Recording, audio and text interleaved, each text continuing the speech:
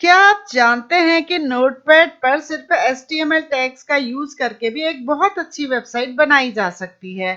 आज हम बिना किसी स्क्रिप्ट लैंग्वेज और CSS के सिर्फ नोटपैड का यूज कर एक वेबसाइट बनाने की कोशिश करेंगे। जैसे अभी आप अपने स्क्रीन पर देख रहे होंगे, मैंने एग्जाम्पल के तौर पर HTML टैग्स का यूज कर एक छोटी सी वेबसाइट बनाई है। अगर आप इस वेबसाइट की कोडिंग को अच्छे से समझ जाते हैं तो एक बड़ी वेबसाइट भी बहुत आसानी से बना सकते हैं। ये जो वेबसाइट मैंने बनाई है, इसमें टेबल टैग का बहुत ज्यादा यूज हुआ है, क्योंकि यह पूरी की पूरी वेबसाइट मैंने टेबल के अंदर ही बनाई है। तो सबसे पहले मैं आपको ये समझाती हूँ कि इस वेबसाइट को बनाया कैसे गया है। जैसे अभी मैंने आपको बताया था कि इस पूरी वेबसाइट को मैंने टेबल के अंदर बनाया है, तो आप देख भी रहे होंगे यहाँ पर एक टेबल दिखाई दे रही है आपको, जिसके अंदर वेबसाइट बनी हुई है। इस टेबल में 3 रो बनी है। पहली रो है रेड कलर की, दूसरी है पिंक कलर की और तीसरी है येलो कलर की। लेकिन कॉलम्स जो हैं वो हर रो में अलग अलग हैं। पहली रो में सिर्फ एक ही कॉलम है, दूसरी रो में 6 कॉलम आपको दिखाई दे रहे होंगे और तीसरी रो में 2 कॉलम है। एक में इमेज लगी हुई है और दूसरे में हमने कुछ टेक्स्ट लिखा हुआ है। यानी ये जो पूरी वेबसाइट है वो 3 रो और कुछ कॉलम्स में बनी है। तो चलिए अब इसे बनाना शुरू करते हैं। सबसे पहले हमें टेबल टैग लगाना पड़ेगा, जिसमें टेबल की हाइट, विड्थ, बॉर्डर और बॉर्डर कलर ये सारे सेट करने पड़ेंगे। तो इसके लिए हमें चलना पड़ेगा नोटपैड पर।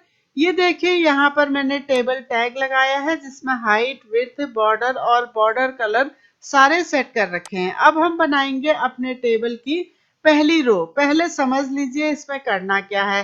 जो हमारा टेबल की पहली रो है उसमें एक ही कॉलम है। आपको यहाँ पर कोई और कॉलम नहीं दिखाई दे रहा होगा, लेकिन इस कॉलम की खासियत ये है कि ये दूसरी रो के 6 कॉलम के बराबर है। ये देखिए दूसरी रो में हमारे 6 कॉलम है, 1 2 3 4 5 6। तो अब आपको क्या करना पड़ेगा कि पहली रो में जब आप कॉलम बनाएंगे तो उसे कॉल स्पैन करना पड़ेगा कितना, 6, क्योंकि ये 6 कॉलम के बराबर है। तो यहाँ पर हम जब कॉलम बनाएंगे तो हमें TD के साथ कॉल स्पैन लिखना पड़ेगा 6। तो चलिए कोडिंग लिखते हैं। सबसे पहले हमें रो शुरू करना पड़ेगा, क्योंकि जैसा आप जानते हैं कि जो टेबल होती है उसमें हमेशा रो के अंदर कॉलम्स बने रहते हैं। तो हमारा रो बनाने का जो टैग होता है वो TR होता है, और उसके अंदर हमने क्या करा, TD शुरू करा और उसमें क्या कर दिया, कॉल स्पेन कर दिया 6। क्योंकि मुझे बैकग्राउंड कलर चाहिए, इसीलिए मैंने यहाँ पर BG कलर लगा दिया है। अब ये देखिए मैंने इसको TD के अंदर लगाया है, यानी कॉलम के अंदर लगाया है। हालांकि इस रो में एक ही कॉलम है, अगर आप TR के अंदर भी BG कलर लगा देते तो कोई खास फर्क पड़ने वाला नहीं था। पहली रो में आप एक खास बात और देख रहे होंगे, वो ये कि जो हमने स्कूल का नाम लिखा है वो बिल्कुल बीच में है, न लेफ्ट साइड को है न राइट साइड को है। इसका मतलब है कि जो टेक्स्ट है उसका अलाइनमेंट सेंटर करना पड़ेगा। दूसरी बात यह है कि जो हमने लिखा है टेक्स्ट, उसका जो कलर है, साइज है और जो स्टाइल है वो तीनों चेंज है। तो हमको ये तीनों कमांड इकट्ठे लगाने पड़ेंगे। यहाँ पर ना तो हम जावास्क्रिप्ट का यूज कर रहे हैं और न ही CSS का यूज कर रहे हैं, यानी सिंपल तरीके से वेबसाइट बना रहे हैं। तो इसीलिए अलाइनमेंट करने के लिए हमें पैराग्राफ बनाना पड़ेगा। तो पैराग्राफ बनाने के लिए हमारा टैग होता है P और अलाइनमेंट कर देंगे इसको सेंटर। अब हमें अपने जो टेक्स्ट है उसका जो स्टाइल, फॉन्ट का साइज और कलर तीनों चेंज करने हैं। इसीलिए मैंने फॉन्ट टैग को यहाँ पे लगा दिया है, जिसका फेस भी लिख दिया है, यानी स्टाइल और साइज, कलर तीनों लगा दिए हैं। और ये सब हमारा किस में अप्लाई होना है, जो स्कूल का नाम है उस पर अप्लाई होना है। तो इसके बाद आपको पता है जो टैग सबसे लास्ट में ओपन होता है वो सबसे पहले क्लोज होता है।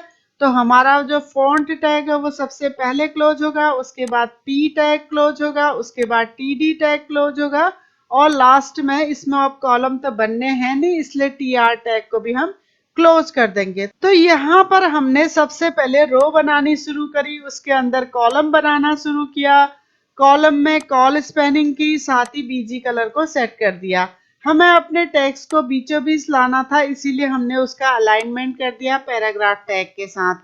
और साथ ही साथ उसका जो स्टाइल है, कलर है फॉन्ट का, और जो साइज है तीनों चेंज कर दिए और टैग्स को क्लोज कर दिया। इस तरह से हमारी पहली रो कंप्लीट होगी। अब आते हैं हम अपनी दूसरी रो में।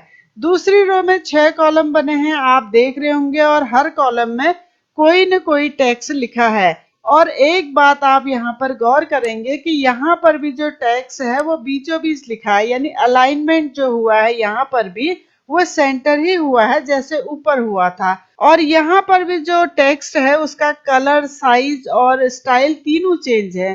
तो आपको ऊपर के जैसे ही अलाइनमेंट भी करना पड़ेगा, फॉन्ट का कलर भी चेंज करना पड़ेगा। तो चलिए देखते हैं।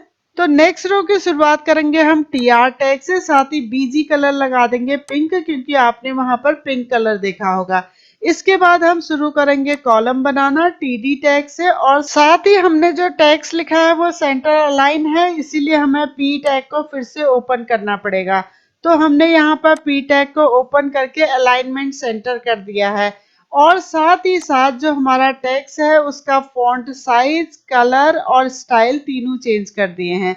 उसके बाद हमने फॉन्ट टैग को, पैराग्राफ टैग को और कॉलम टैग को, तीनों टैग्स को क्लोज कर दिया है।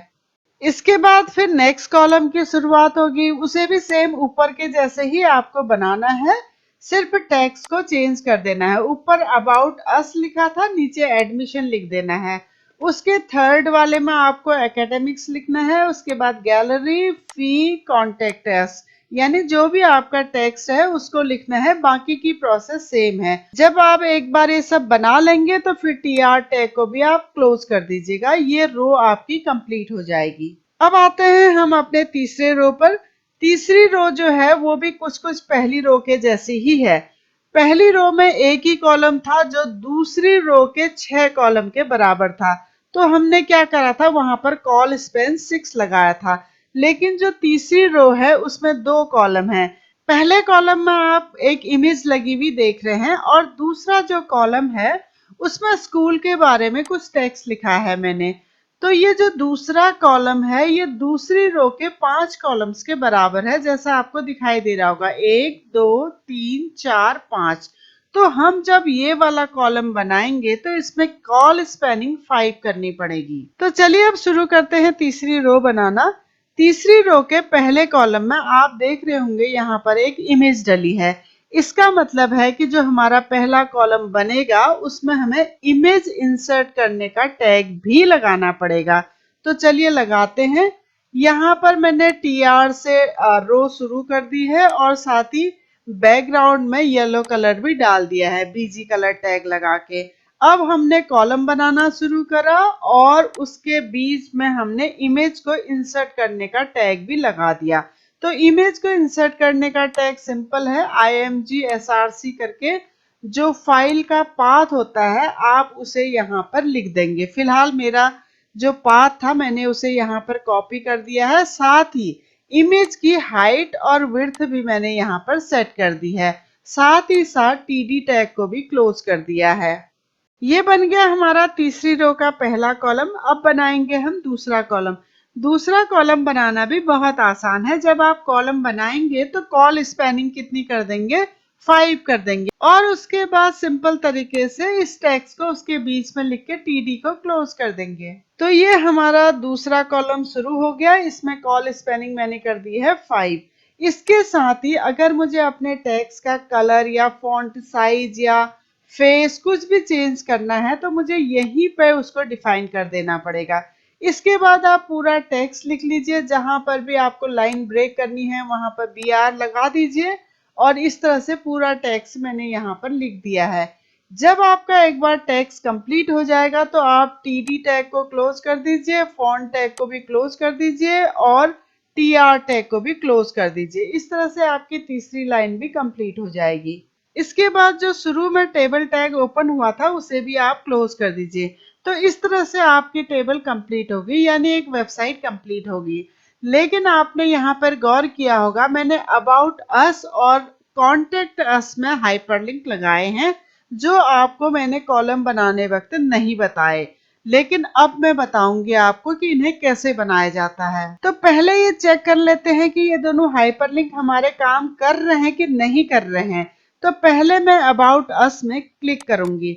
ये देखिए हम एक नए पेज में आ गए हैं जहां पर स्कूल के बारे में इंफॉर्मेशन लिखी है। अब हम चलते हैं दूसरे हाइपरलिंक में। अब हम दूसरे हाइपरलिंक को भी चेक कर लेते हैं। ये किया मैंने क्लिक। ये देखिए हम एक नए पेज में आ गए हैं जहां पर स्कूल से कांटेक्ट करने के लिए उसका एड्रेस दिया गया है। तो इसका मतलब क्या हुआ? इसका मतलब ये हुआ कि हमने जो ये मेन फाइल बनाई है उसके अलावा भी हमने 2 और एचटीएमएल फाइल बनाई हैं और उन फाइल को अबाउट अस और कॉन्टेक्ट अस जो टेक्स्ट था उसके साथ लिंक कर दिया है और इनको हाइपरलिंक बना दिया है। अब मैं दिखाती हूँ आपको अबाउट अस और कॉन्टेक्ट अस के साथ लिंक हुई फाइल्स को। तो इसके लिए हमें जाना पड़ेगा नोटपैड पर। यहाँ पर अभी हमारी जो फाइल खुली है वो तो मेन फाइल है, तो हम यहाँ पर ओपन कर लेते हैं। पहले करते हैं अबाउट अस वाली। तो अब हम आ गए हैं अबाउट अस फाइल के अंदर जहां पर एचटीएमएल कोडिंग लिखी है। बाकी सब कुछ सेम रहता है। यहाँ पर मैंने एक टेबल इंसर्ट करी है जिसमें एक ही रो है और एक ही कॉलम है। बाकी कोई स्पेनिंग नहीं करी है, कुछ नहीं किया है, सिर्फ इसमें बीजी कलर मैंने डाल दिया है। क्योंकि मुझे अपना टेक्स्ट बीच में चाहिए इसलिए मैंने उसको पैराग्राफ बना के अलाइनमेंट सेंटर कर दिया है।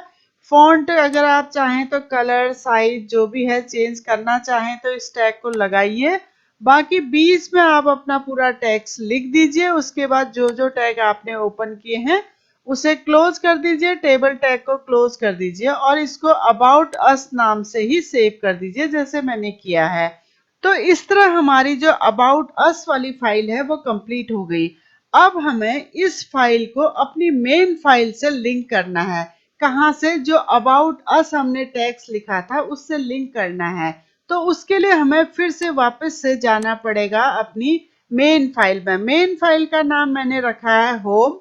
आप चाहें तो इंडेक्स भी रख सकते हैं, कोई लोग होम भी रखते हैं, कोई इंडेक्स भी रखते हैं, आपकी मर्जी, आप कोई भी नाम रख लीजिए। मैंने ये मेन फाइल को ओपन कर लिया है। तो ये हम आ गए हैं अपने मेन फाइल में। देखिए home.html फाइल खुली है। हमें कहाँ पे लगाना था? यस, यहाँ पर अबाउट अस में लगाना है। तो हाइपरलिंक लगाने का हमारा जो कमांड होता है वो होता है, इसको मैं थोड़ा सा नीचे कर लेती हूँ, AHREF, उसके बाद इक्वल का साइन लगा के जिस फाइल को आपको लिंक करना है उस फाइल को पूरे पाथ के साथ यहाँ पर लिख दीजिए और फिर आपने उस टेक्स्ट को लिख देना है। तो मैंने यहाँ पर टेक्स्ट लिख दिया अबाउट अस। तो इसी के साथ आपको हाइपरलिंक का जो टैग होता है ए, उसे भी क्लोज कर देना है। बाकी आपको कोई चेंजेस नहीं करने हैं। इसी तरह कॉन्टेक्ट अस के लिए भी मैंने पहले से एक फाइल रेडी कर रखी थी। अब यहाँ पर इसको मैंने जोड़ दिया है AHREF के साथ, फाइल का पाथ और फाइल का नाम दे दिया है। तो यानी जो कॉन्टेक्ट अस हमारा टेक्स्ट था वो भी हाइपरलिंक बन गया है। तो इसी तरह आप एकेडमिक्स के लिए, एडमिशन के लिए या गैलरी है, फी है, इनके लिए भी एक एक अलग से HTML फाइल बनाएंगे और फिर मेन फाइल में आकर उन सबको आपस में लिंक कर देंगे। बस इतना सा ही आपको करना है। तो आज हमने बहुत ही सिंपल तरीके से सिर्फ HTML टैग्स का यूज कर नोटपैड में एक वेबसाइट बनानी सीखी। उम्मीद है आपको समझ में आई होगी। आज हमने इस वेबसाइट को बनाने के लिए जितनी भी HTML कोडिंग यहाँ पर की है वो सब हमारी वेबसाइट में भी मिल जाएगा। डिस्क्रिप्शन में मैं उसका लिंक दे दूंगी, आप जाकर वहां चेक कर सकते हैं। आप हमारी वेबसाइट keepinspiringme.in में जरूर विजिट करिए। डिस्क्रिप्शन में मैं उसका लिंक दे दूंगी।